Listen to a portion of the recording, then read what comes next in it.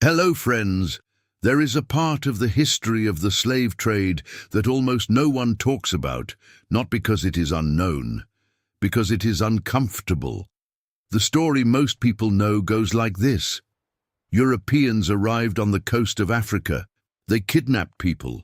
They put them on ships. They sold them in the Americas. That story is true, but it is incomplete. Because in most cases, the Europeans did not go into the interior of Africa to capture people themselves. They waited on the coast, and African rulers brought the people to them. This is the story of how that happened, why it happened, what it did to the continent, and what happened to the kingdoms that participated. Start in the 1440s. Portuguese ships begin appearing on the West African coast. They are looking for gold, for spices, for trade routes. They find something else. The coastal kingdoms of West Africa have been trading with each other for centuries. Prisoners of war, criminals, debtors. In many African societies, enslaved people existed, held within the community, sometimes able to earn their freedom, sometimes absorbed into the family structure of their captors. It was not the chattel slavery of the Americas. It was something older and more complex. The Portuguese see an opportunity. They offer iron, textiles, alcohol, weapons in exchange for people. The Kingdom of Dahomey is the most documented example.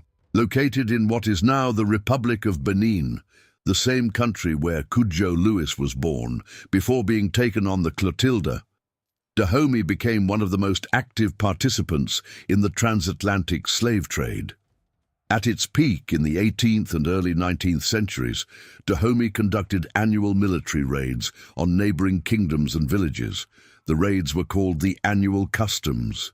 The primary purpose was to capture people. Some were sacrificed in religious ceremonies. Most were marched to the coast and sold to European traders. Dahomey had a professional army, organized supply chains, established relationships with European trading companies. The kingdom grew wealthy on the trade. Its rulers built palaces, funded armies, expanded territory, on the profits of selling human beings. If this kind of forgotten history is important to you, subscribe to the channel. There's a lot more coming. The Kingdom of Asante, in what is now Ghana, was another major participant. The Asante Confederacy rose to power in the late 17th century, in part because of the slave trade. They traded enslaved people to the British and Dutch on the coast in exchange for firearms. Those firearms gave them military superiority over their neighbors. Military superiority allowed them to capture more people. More people meant more trade. More trade meant more firearms. The cycle fed itself. The Asante did not see themselves as selling their own people. They were selling their enemies, their prisoners, people from other ethnic groups, other kingdoms, other languages. The distinction mattered to them. It did not matter to the ships. The Kingdom of the Kongo, in what is now Angola, and the Democratic Republic of Congo, had a different relationship with the trade. In the early 16th century, the Congolese king Afonso I, a Christian who had been educated by Portuguese missionaries, wrote a letter to the King of Portugal. The letter still exists. In it, Afonso described how Portuguese traders were corrupting his kingdom, how his own people, nobles, free citizens, were being kidnapped by Portuguese traders operating outside official channels. He begged the King of Portugal to stop. The letter was largely ignored. By the mid-16th century, Congo was fully integrated into the trade, both as a victim and as a participant. Some Congolese elites sold people to the Portuguese. Other Congolese people were captured and sold by the Portuguese against the wishes of the king. The line between participant and victim was not always clear, because the system was designed to make that line disappear. The mechanics of how the trade worked on the African side are important to understand.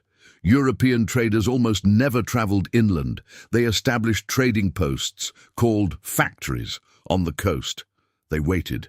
African intermediaries, Traders, soldiers, rulers brought people to the coast.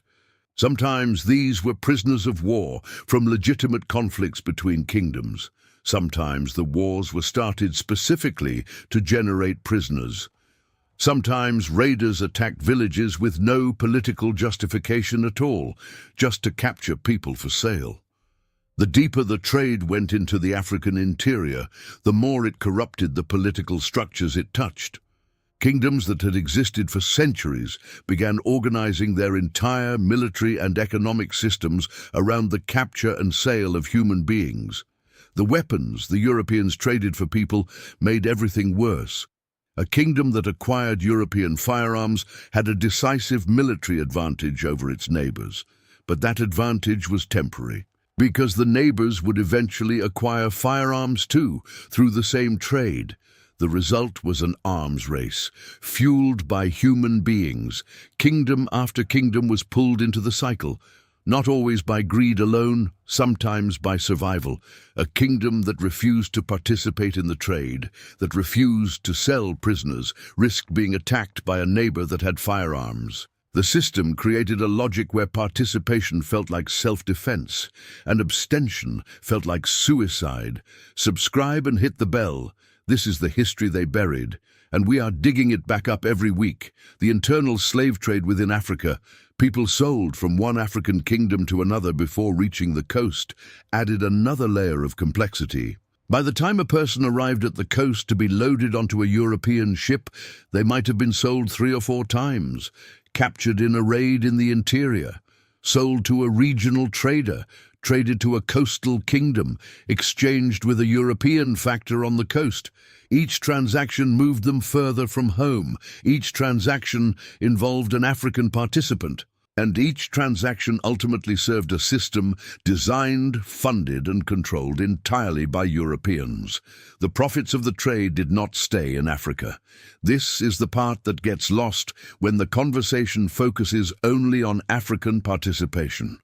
The ships were European, the capital was European, the insurance was European, the banks that financed the voyages were European, the plantations that received the people were owned by Europeans and their descendants, the cotton, sugar, tobacco and rice that the enslaved people produced, that flowed through European ports. The wealth accumulated in London, Lisbon, Amsterdam and Bristol.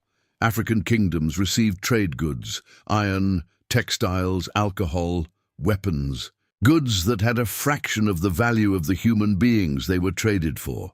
A person sold on the African coast for a collection of trade goods worth roughly 10 to 15 pounds sterling would be sold at auction in the Americas for 150 to 200 pounds, a markup of more than 10 times. The profit left Africa every time. And then the trade ended. Not because the African kingdoms decided to stop, because the European powers that had created and sustained the system decided, for their own reasons, economic and political, to abolish it. And when the trade ended, the African kingdoms that had built their entire power structures around it had nothing left. Dahomey lost its primary source of revenue overnight. The Asante Confederacy lost the economic engine that had driven its expansion. Coastal trading kingdoms that had grown wealthy as intermediaries saw their power evaporate. The weapons stopped coming. The trade goods stopped coming. The external economic relationships that had sustained them for over a century, gone. And into that vacuum, European colonizers arrived. With the same firearms the African kingdoms had been trading for, with organized armies, with administrative systems, with the legal and financial frameworks of industrial empires. The kingdoms that had been weakened and corrupted by 4 centuries of participating in the slave trade were not equipped to resist colonization. The slave trade did not just remove people from Africa, it removed the political and economic stability that might have allowed Africa to resist what came next. The numbers make the scale of what happened impossible to deny. Between 1500 and 1900, an estimated 5 million people were taken from Africa in the transatlantic slave trade. An additional estimated 6 to 8 million were taken in the trans-Saharan slave trade, sold north across the desert to Arab markets.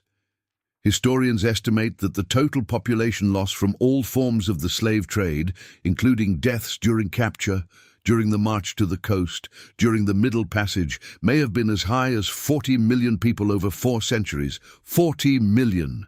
From a continent that in 1500 had an estimated population of roughly 50 million, the demographic impact was catastrophic. Entire regions were depopulated. Entire generations of men, the primary targets of the trade, were removed from communities that depended on their labor. Agricultural systems collapsed, political structures collapsed, social networks collapsed.